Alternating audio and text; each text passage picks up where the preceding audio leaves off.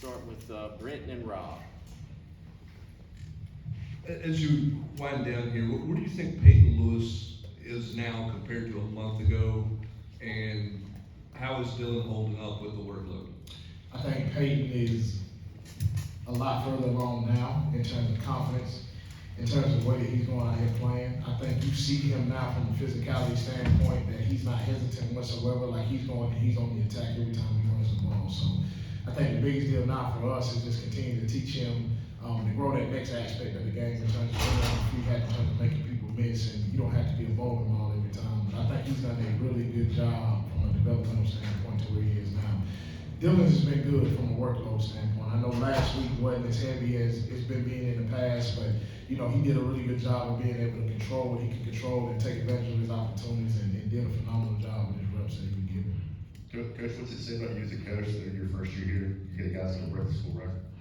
No, I'm just seriously, but on Dylan, how do you guys manage, I mean, how would you manage the workload, you know, if he's, 50 yards away in a tight game? You know what? I think that's one of the situations we got to cross that bridge. Hopefully, when we get there. You know, the biggest deal is it's been a blessing to coach him and to see his progression all year long, and how hungry he's been, and not only hungry from the standpoint of being on the field, wanting to be a playmaker, but also a hungry standpoint in terms of wanting to be a leader, want to bring the younger guys along in the room. Even at practice, like watching him coach up the younger guys has been phenomenal. Because I think the number one deal is they see the traits that he has, they see the leadership characteristics. And they see what hard work does for you, and he's a prime example of that, which has been good. To the back with Rick. Coach, what are you thankful for this holiday season? Number one, being able to be here. I'm thankful for that. God's blessed me and my family this opportunity to be able to come to this university, be a part of this program, which has been phenomenal. And then, thankful for my family that I have inside this building, thankful for my family that I got at home, and just thankful to be able to be alive, to be honest with you. And then Adam.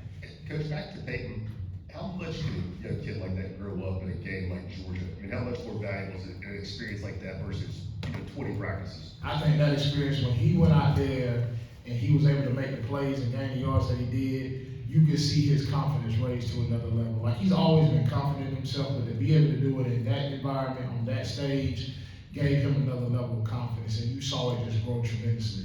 And everything about him now, like, the 20 practices, no matter how many practices you get against, your own teammates, to be able to go do that in that environment on that stage, that gives you tremendous confidence when you're able to go out there and have success. So it's really good. When you look at Dylan, and he's challenging some SEC records, he's already broken a lot of Tennessee records. There's a lot of national awards right now, All-American teams that we're all voting on. How do you see him stacking up against the best backs in the country? He's the best back in the country, in my opinion. You know what I'm saying? In terms of production that he's able to produce, especially in this league, in this conference. Number one, being able to be with him every single day, the way that he goes and attacks the process, and, the things that he's been able to do from a tenacity standpoint in terms of, when the team needs a spark plug, he's able to be that guy that jumpstarts it. Coach Ike always talks about it only takes one match to start a fire, and a lot of times we get in critical situations, and he's that guy that jumpstarts the fire and gets us rolling in the right way. So in my opinion, he's the best back in the country. Vince, then Paige.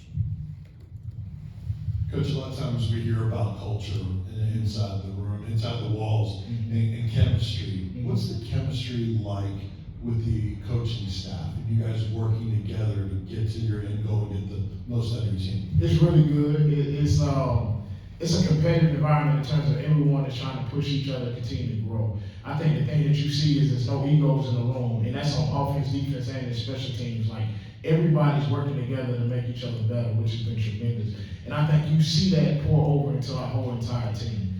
That there's no separation whatsoever. Everybody's locked in, 10 toes down together, and that's been phenomenal. But the thing about it is, each coach that sits around that table, they pour into each other. And it's one of those situations that you're learning from each other. And I think that's why, from this point that we're on right now in this season, and it's kind of been that way the whole season, is that we continue to get better and better week in and week out. Because, I may see something that another coach is doing and vice versa, and we're able to give each other tips and pointers from that standpoint. So it's awesome.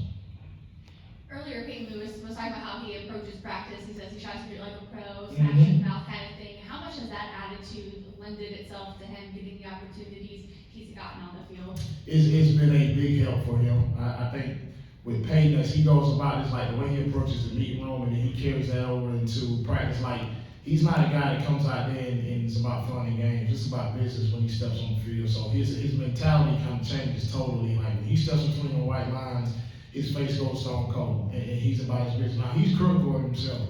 You know, it's a lot of times, like early in the game on Saturday, he missed one cut and he was critical of himself. I said, man, listen, it's gonna come back to you. Just calm down, it's gonna come back to you, and it did later in the game, so that was awesome. Three more, Wes, Brent, then Rick. Darrell, is there anything about Dylan that surprised you once you got here? Anything about his game, anything about his personality, or was there anything that you thought, this is better than I thought it was? To be honest with you, the physicality portion of it, to be able to see him go in there, like you see him now going in from a pass protection standpoint, the way he goes in there, he's aggressive and he's attacking. As many tackles as he breaks when he's running the ball, like you always knew about the explosiveness aspect of it. You always knew about him being able to make people miss. But when you see him inside the line of scrimmage in the box and as many tackles as he breaks and many yards that he's getting at the contact, you know, that's the part about his game that I was like, okay, he's taking this thing to another level. But everything else from a personality standpoint, the work ethic standpoint, I already knew about that, and he was awesome. As a follow-up to that, do you think the rest of the country recognizes how complete of a back he is? And then two, what's the challenge running the football against Vanderbilt on Saturday? You know, I do think the rest of the country understands that about him. I think everybody kind of sees week in and week out the production and the consistency that he's been able to have. So I do think that they recognize that. With Vanderbilt, I think the number one deal is they're going to play physical, they're going to play tough. I mean, you sit up there and you look at their front seven, they do a really good job in terms of being able to get on and get off blocks, but they're physical. In terms of those front four do a phenomenal job of playing directly into the offensive linemen. The linebackers do a really good job of playing downhill. I mean, everything that they do is textbook-wise in terms of how they fit the gaps versus the runs, whether it's zone runs or gap schemes. And then the secondary ties into that as well. Like, you see through that defense the personality of the head coach. You see it from a cerebral standpoint in terms of how they line it up schematically, and then you see the physicality portion in terms of how they're attacking and going to attack people in terms of running the football. And they've done that all season long. Like, it has not been a drop-off. You see that consistently with them. No matter what the structure is, they're only attacking. They're doing a really good job of being physical. Last one. Coach, Brent asked my Vandy question, so I did. This college football poll comes out tonight, and Tennessee should be back. How do you guys handle that as a unit, as a team, when you're out there on practice getting ready for a big game like Vandy this week? Being able to control what we can control. The number one deal is how we go out here and attack this practice, but the biggest deal is how we go out here and execute in the games. Like, everything outside of this building is going to take care of itself, but we have to be able to go out and control our execution in terms of how we operate, and then also the efficiency that we're doing it with. And then going out here having fun, like, you got to enjoy this moment. Like, the biggest deal is it's Thanksgiving weekend, you're playing on a national stage in a big game that we've earned the right to be in. Like, it's nothing better than that. So we control what we can control inside this building, which is our attitude and our effort, and then everything outside of that, it'll take care of itself. Right. Thank you. Awesome, appreciate y'all. Thank you.